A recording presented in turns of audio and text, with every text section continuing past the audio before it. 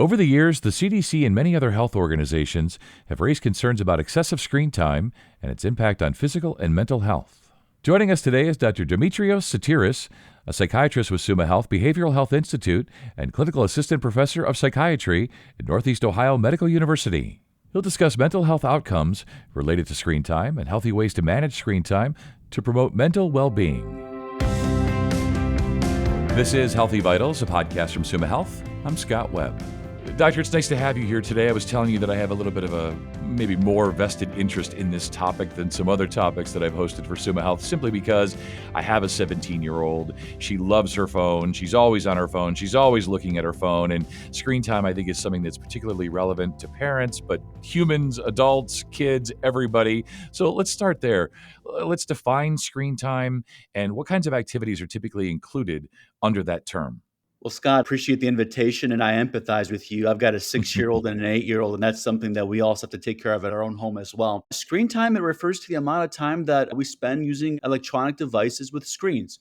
It can include smartphones, computers, TVs, tablets, and it can include a number of activities such as watching videos, playing games, or just simply browsing the internet. Yeah, and I remember, Doctor, as a kid, we had like one TV in our house, right? I know it was like maybe 19 inches, one TV. And I remember being yelled at by my mom sort of saying, hey, don't be too close to the TV. Don't watch TV too much. It's bad for your eyes. It's bad for your brain, whatever. And I think about now how many TVs and screens, and we just spend our days, right, Doctor? Like just always looking at something. I'm looking at a computer right now. Presumably you are as well. So I guess it makes me wonder, when we think about maybe the mental health concerns, the significant ones, are there some that are associated with excessive screen time? Yeah, no, absolutely. And what's interesting is how we have tablets and access to screen times in every room of our houses, right? And Yeah. that excessive screen time is associated with a number of negative effects. The first one is lower psychological well being. Studies have shown that children, teenagers, and adults who spend more screen time, they tend to have higher rates of depression and anxiety. Another potential negative effect is the fact that it can affect our sleep, right? We've all been there. We're on our phones or our tablets late at night, and you end up staying up later than expected, and then it's kind of hard to turn the mind off, right? So it can Yeah. affect our sleep negatively. It's also worth noting that it can impact our attention span negatively. It's also not good for relationships. I think we've all seen this where, we go out to like a restaurant for dinner and we see at a table where two people are on their phones instead of talking and connecting with each other, right? So Right. these screens can actually take us away from our loved ones, and they can have a negative effect on our relationships. And then finally, they're not good for physical health, because many times people who are on their screens, they experience a lot of stress, and stress is not just mental, it's also physical. So an increase in stress is associated with negative physical effects. So what I would say is that, sitting down, spending too much screen time is also not good for not just our mental health, but also our physical health. Yeah, mental, physical, I can totally picture what you're saying, where you look around at a restaurant and everyone's looking at their phones. My daughter does that. She, hangs out with friends, but all they really do is sit at Starbucks and play on their phones, and maybe occasionally look up and occasionally laugh at something or whatever. And, I think especially with teens, but not just teens, but especially it's something that I'm concerned about with a 17-year-old: anxiety, depression, stress, things like that. Is the research finding that too much screen time is perhaps at least one of the underlying causes of those things? Yeah, it really is. There have been a number of studies amongst children, amongst teenagers, and amongst adults showing that increased screen time is associated with lower psychological well being. And there have been studies amongst adults, for example. It was published in the Nature Journal. And the intervention was, hey, let's cut back your screen time to 3 hours per week. And they found that reduction in screen time, it improved well being and mood in adults within a 2-week time frame. So what we're seeing here is that screen time comes at a cost to our mental health. And I think we all need to be working on finding ways to be more mindful when it comes to using these devices. Yeah, and as I said earlier, it's not just the teens, it's the adults too, it's the parents too. And, one of the things that my daughter's high school has done, Doctor, is they basically collect the phones now at the beginning of class. And presumably that's to help them, pay attention better, better memory, problem solving skills, those kinds of things. I'm not sure how it's working out. I get conflicting reports from our daughter, but I'm wondering in general, when we think about prolonged screen time and the cognitive functioning, what's the connection there? Yeah, and I think it's a very reasonable intervention what they're doing at her school. So Mm, yeah, I mean, excess screen time is associated with reduced attention span. So for example, when we're spending too much time in front of a screen, what's happening is we're overloading the brain with sensory stimuli. So eventually the brain gets tired, right, from the mm, system yeah, overload, which makes it harder for us to focus and concentrate on a task at hand, right? It's hard to pay attention to what somebody is saying when you're staring at a screen at the same time. But the other thing that's happening is that it lowers our attention spans because whenever we're like in front of a screen and we get bored, what do? We just shift our attention to the next thing, the next website, the next app, the next YouTube video, right? So what we're doing is we're having a hard time enduring boredom, and then what we're doing is we're really just shifting our attention span rapidly from one right. stimulus to the next. So as a result, we're actually constricting our attention spans by being in front of a screen. Yeah, and I think that so many of us, doctor, think that we're multitasking because we've got the TV on, maybe we have our laptop on our laps, we have our phone in our hand, and we think that we're multitasking, in other words, doing all these things simultaneously. But as you're saying, what we're really doing is just switching from one thing to the next thing, and oftentimes we're doing it out of boredom, right? Mhm. Yeah. Yeah, no, I agree. That multitasking, it's really an illusion. You know what? I tell Yeah. people one thing at a time. Slow down, Right. be present, and just focus on one thing, one task at a time. Yeah, for sure. I think, doctor, one of the ironies of social media is it was supposed to be this thing. It started out to be this thing that kind of brought people together. Radio made the world smaller, television made the world smaller. The internet was supposed to bring us all together. But it feels like, doctor, that sometimes it actually is the other way. It's sort of counterintuitive that this great social thing that's supposed to bring us together actually, for some, fosters more loneliness and isolation. Maybe you can talk us through that. Yeah, totally. I look at social media, for example, as a tool, as a knife. You can do some really good things with a knife, like cut a steak and enjoy it, or you can chop your finger off, right? So Yeah. we have to be very mindful and intentional when using social media. And the problem with social media is that people present a facade of their lives, right? Yeah. They present the highlights of their life. So what happens is, as human beings, we engage in social comparisons. We use others as a measuring stick, as a metric, and we compare our real messy lives to someone's projection of their idealized life. And that's a comparison that, doesn't make us feel good about ourselves. Now, back in the day, before social media, before the internet, we would engage in social comparisons, but just with people in our vicinity, right? Right. The person in the neighborhood, the person at school. But now what happens is that you engage in an entire stream of social comparisons with a scroll of a finger. So we've taken these social comparisons, we've increased their frequency exponentially, and we've also made them a lot more intense because you're comparing your life with someone's presentation of their life. And I think it's coming at a tremendous cost to our mental health. Yeah, it is so interesting. I have friends, quote unquote, on, say, Facebook, doctor, that they only post the good things in their lives. And then I have other friends who only post the bad things in their lives. And it's a very interesting juxtaposition. It's like of how people use social media and what the goals are, what the end game is. And we could probably do an entirely just a separate podcast just on social media. But I am wondering, when we think about screen time and our overall personal well-being or life satisfaction, what's the connection there, and can it lead to diminishing those feelings? What you're presenting there is like 2 sides of the same coin, right? The one is Yeah. like the negative, which can make you look at the world from like a negative lens, right? And the other one is like, "Look how great my life is," which again makes you feel negative about yourself, right? So it's really 2 sides of the same coin.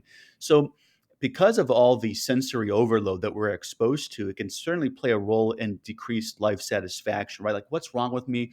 They seem to be happy. They seem to be doing great. Hmm. Therefore, there's something inherently wrong with me," right? The other thing about social media is that it takes us away from the present moment. Part of being present is just being in the here and the now, right? And enjoying what we have. I'm looking out the window right now, and hey, Right. it's kind of sunny here in Northeast Ohio. We'll take it for once in February. But when you're staring at a screen and you're looking at other people's lives, it takes you away from the present moment. And that's very stressful. And it can also be very depressing.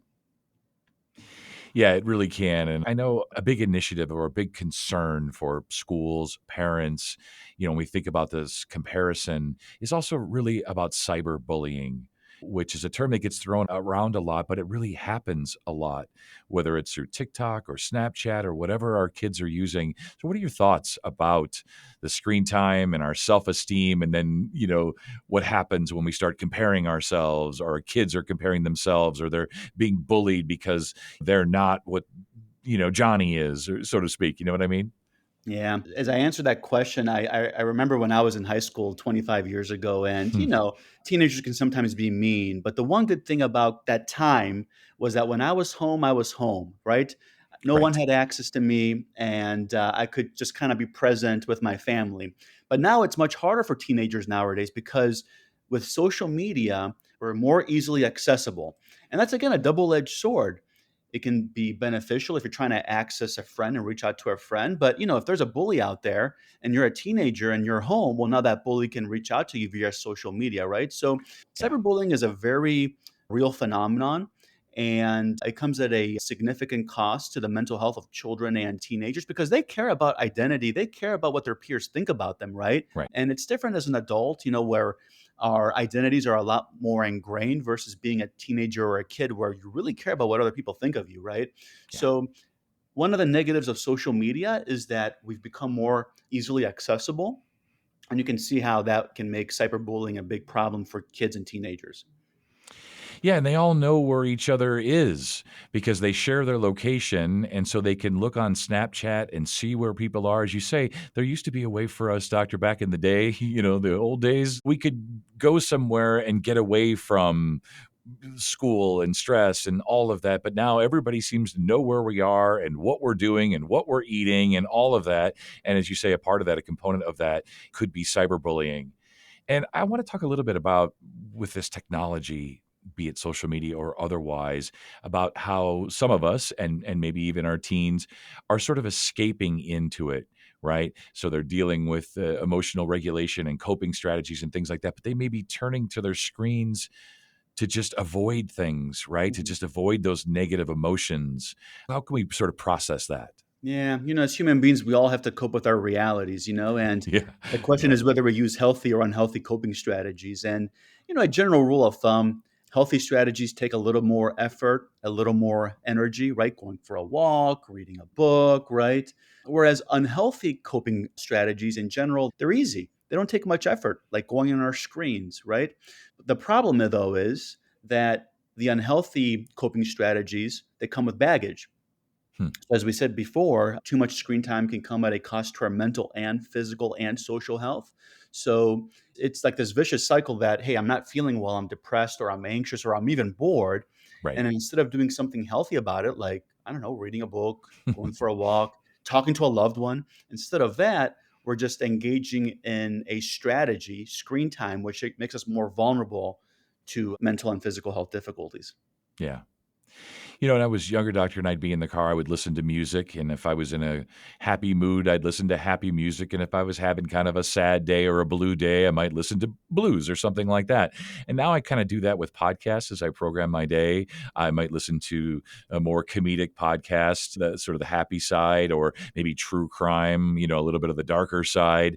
And it makes me wonder, when we think about the types of content, the time of day, or maybe our own personality traits, do you think that there's an impact when we think about screen time that could be influenced by some of these other things, the type of content? In other words, am I going to have a different type of day if I listen to a comedy podcast versus some dark true crime podcast? What are your thoughts Oh, on that? absolutely, absolutely. And as you described that example with like the music and the radio, Yeah. that's a bonding experience, by the way, right? Like you and maybe a parent or a sibling are in the car together, listening to music, maybe singing together, right? That's a bonding experience. Whereas screen time today seems a lot more isolating. Like we're all on our phones individually or our tablets individually. So it's a different ballgame. As far as your question, a type of content plays a huge role, right? So it's important that we're mindful of what we're exposing ourselves to. It's one thing to like, be reading an article for educational purposes versus doom scrolling about how it's Hmm. going to be the end of the world, right? That's going to have a different impact on our Right. mood and our perspectives, right? Additional variables to consider are our age, right? If you're a child, if you're a teenager, you're going to be more susceptible to the negative effects of screen time because your brain is still developing and Sure. you still haven't figured out your identity versus an adult. So I think that's something to consider. Hmm. Also, if you're an introvert versus an extrovert, like what kind of personality traits you have. So, in general, studies show that if you're an extrovert, you're more likely to be negatively impacted by screen time versus being an introvert because as an extrovert you thrive off of face-to-face and person connections, right? Hmm. Another variable to consider is if you're a light or a sleeper or not. Again, if you're a light sleeper, you really want to avoid screen time like late at night, so the time of day plays a role as far Sure. as the potential impact. And then finally, if you're somebody who's prone to depression or anxiety, you want to be really careful when it comes to the use of screen time because, again, it can be a risk factor for worse psychological well being. So let's try to help folks, Doc. We've sort of identified some of the problems and the effects, mental, physical, and otherwise. Let's talk some strategies or interventions to help mitigate the negative mental health effects.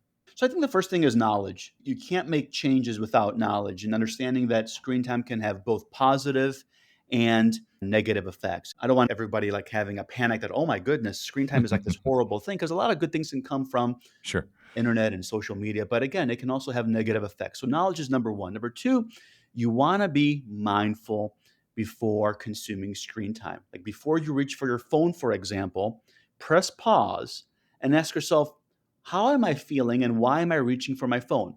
Hmm. Maybe you're reaching for your phone because you really need to look something up right now. Or maybe you're reaching for your phone because you're bored. And if you're bored, are there other healthier ways to deal with a boredom? Like being creative or talking to a loved one, or maybe, I don't know, reading a book, right?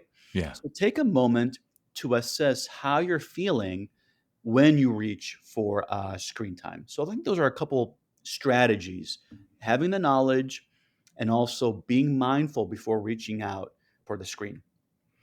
Yeah, that's a term that's come up a lot in different podcasts that I've done is just mindfulness, being more mindful, being more present, and literally and figuratively. And as you say, we tend to turn to our phones out of boredom or escapism, whatever it might be. And one of the things I do, doctor, sometimes is I sort of digitally detox, if you will.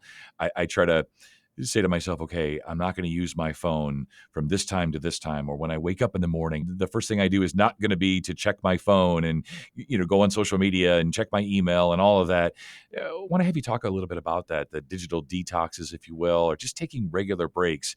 And do you recommend them? And if so, what are the benefits? Yeah, I think it's important that we do that because we often reach for screens out of habit, automatically. Like we do it without realizing that we're Hmm. doing that, right? Right. So, in order to change our behaviors, we have to be intentional. And one way to be intentional is by saying, hey, I'm going to have a digital detox.